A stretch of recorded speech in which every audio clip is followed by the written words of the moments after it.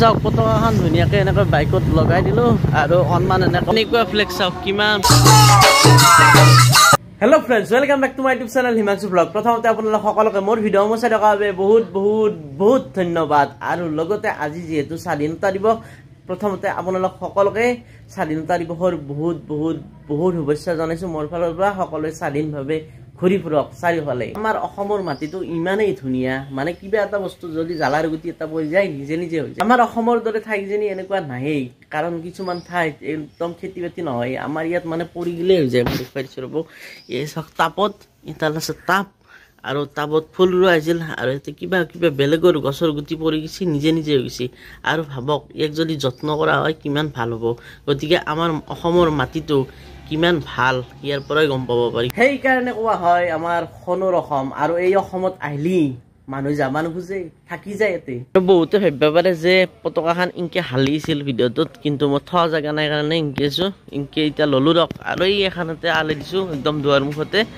তো পতাকা এখানে আলাব পাৰি, আৰু দুখন হ'লে কেম্পা দেখি না, সেইকাৰণে এখানে আলি দিছোঁ। এখন বেকগ্ৰাউণ্ডত অহাৰ কাৰণে এনেকৈ কৰি দিছিলোঁ যাতে ভাল দেখা হয় স্বাধীনতা দিৱস উপলক্ষে। এইফালে আহি গ'ল মোৰ ৰাতিপুৱা নাস্তা গাখীৰৰ লগত, এইফালে হৈছে ৰুটি। স্বাধীনতা দিৱস বুলি ৰাতিপুৱাই এনেকৈ চাইকেলখন লৈ ওলাইছোঁ, কাৰণ বলক ফ্ৰীডমৰ মজা লওঁ। ফ্ৰীডমৰ মজা মানে ধৰক ফ্ৰীডমটো আমি কেইনাবাই পাইছোঁ, মানে কেইনাবাই স্বাধীন হৈছোঁ। কিন্তু যদি আমি স্বাধীন নহ'লো হয়, আমি এনেকৈ ঘূৰি থাকিব পাৰিলোঁ হয় না। আজি ইংৰাজ আহিলা হয়, ইংৰাজ শাসন কৰিলা হয়, কিবা কৰিলা হয়। কিন্তু ইংৰাজত থাকাওঁতে এইখন কলেজ হৈ গৈছিল, আমাৰ কলেজখন নলবাৰী কলেজ 1945।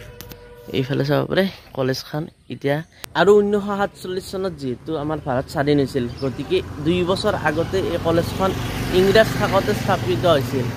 ভাবক ইংৰাজো আছিল চাগে এখন কলেজত আহিব পাৰে। আৰু এনেকুৱা বহুত বস্তু আছে যিবিলাক ইংৰাজ থাকোঁতে আমাৰ অসমত আছিল আৰু এতিয়াও আছে।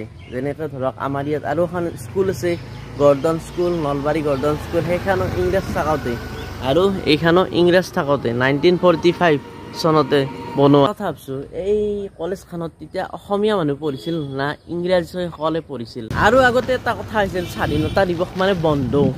তো অকণমান সলনি হৈছে, 2-এখন দোকান খুলিছে, আৰু ৰাতিপুৱা আছে যিহেতু সেইকাৰণে চাগে খোলা নাই।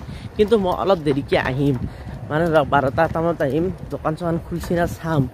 বৰ্তমানতো খোলা নাই বাৰু, কিন্তু আগতকৈ বহুতখিনিয়ে মানে উন্নত হৈছে। আগতেতো পূৰা বন্ধ হৈছিল, এতিয়া এখন দোকান খোলা আৰম্ভ কৰিছে। আৰু এইবিলাক চাব পাৰে গোটেই দোকান বন্ধ। এইফালে একদম বাজাৰ, মানে মেইন বাজাৰ, য'ত মানে চব্জি মানে হ'লচেল গোটেই আৰু মেইন বাজাৰ। আৰু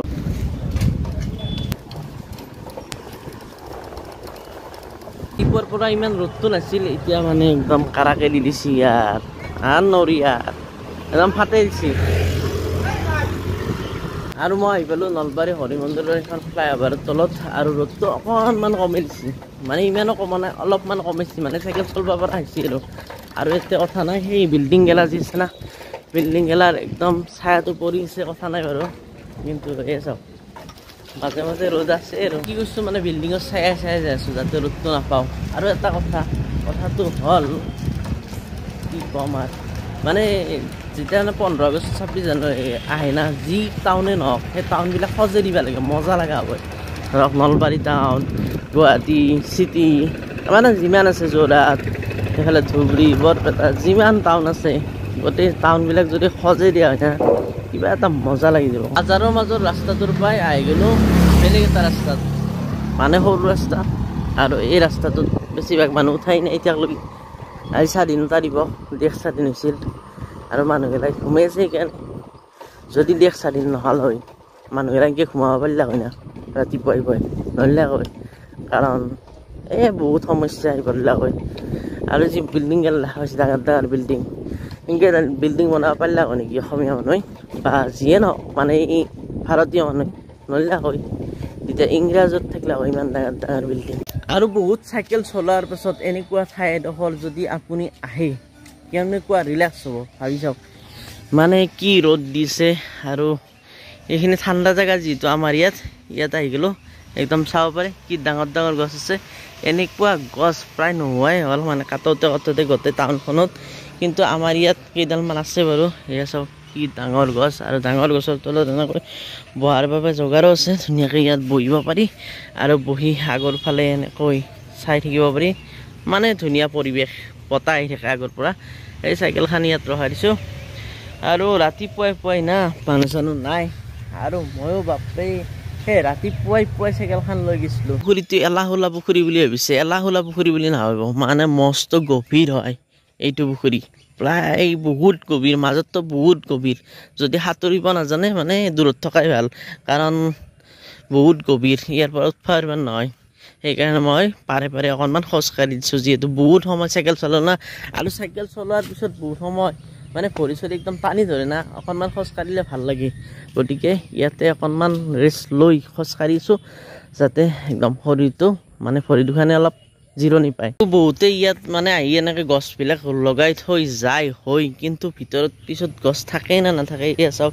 এয়া নাম চাম লগাই থৈছে মই নেদেখুৱা আৰু কোনে লগাইছে এয়া চাওক গছে নাই ইয়াত এনেই কিন্তু বনাই থৈ গৈছে ৰুইছিল যদি সৰু কিবা এটা ৰুইছিল চাগে মৰি গৈছে পিছত আৰু যত্ন নাই এইডাল হৈছে বাৰু এনেকুৱাকৈ ৰুলেও হৈ যায় এইটো বঢ়িয়াকৈ বনাইছে কাৰণ এইটো চাওক একদম ধুনীয়াকৈ খেৰা দিছে কিন্তু সেইটো হলা হয় কথা নাই খেৰাটোৰ কথা নাই কিন্তু গছডাল ৰুলে অকণমান ডাঙৰকৈ ৰুব লাগে যাতে ই বাচি যায় কিন্তু সৰু গছ ৰুলে মানে মৰি যোৱাৰ চান্সটো বেছি থাকে সেইকাৰণে গছ লগালে সদায় অকণমান ডাঙৰ গছ লগাব লাগে যদি ভালকৈ চাই না এই দেখা ক'ত পাব মোবাইলত বহুত মাছ আছে কিন্তু মাছকেইটা দেখা নাপায় এই বহুত মাছ আছে এইবিলাক ফাইছে মাছ ইয়াত আৰু বেছি দেৰি নকৰোঁ ইয়াৰ পৰা গুচি যাওঁ ঘৰ যিহেতু দেৰি গ'ল গতিকে বলক বহুত ৰ'দ দিছে এতিয়া ঘৰত যাব লাগে ঘৰ মানে বেছি দূৰ নহয় ৰ'ব ঘৰ এই সাপ এডাল আছে ৰ'ব সাপ এডাল এইডাল চাওক কি ধুনীয়াকৈ যাই আছে এই সোমাই গ'ল গাঁতত সোমাই গ'ল এইডাল বহুত ডাঙৰ সাপ কিন্তু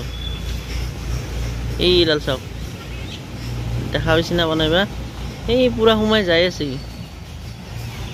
এই গোটেই সোমাই গ'ল বেলেগত যোৱা নাই মানে ইয়াৰ তলত আছে এই পকীখনৰ তলত সোমাই গৈছে আৰু এইফালে আমাৰ আহি গ'ল এচি বৰ্ড মানে চিলিঙত এইবিলাক লগাব লাগিব ধুনীয়াকৈ কাটি ৰং কৰি এয়া চাওক মজা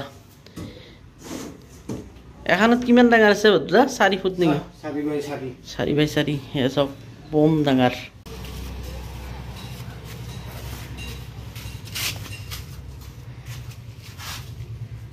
এইফালে আহি গ'ল গজা না গজা খাব লাগে গজা চিঙাটো দি আৰু এইফালে চাওক ধুনীয়াকৈ মাটি বহাই আছোঁ মানে একদম মাটিটো বহাব লাগিব না বহাই এইটো মানে ঢালা কৰিব লাগিব তো আজি একদম ধুনীয়াকৈ মাটিটো বহাই আছোঁ পানী দি ইয়াৰ ওপৰৰ পৰা মাৰিছোঁ মানে পানী মাৰি দিলে একদম চাওক সোমাই যায় একদম মাটিটো মানে বালিটো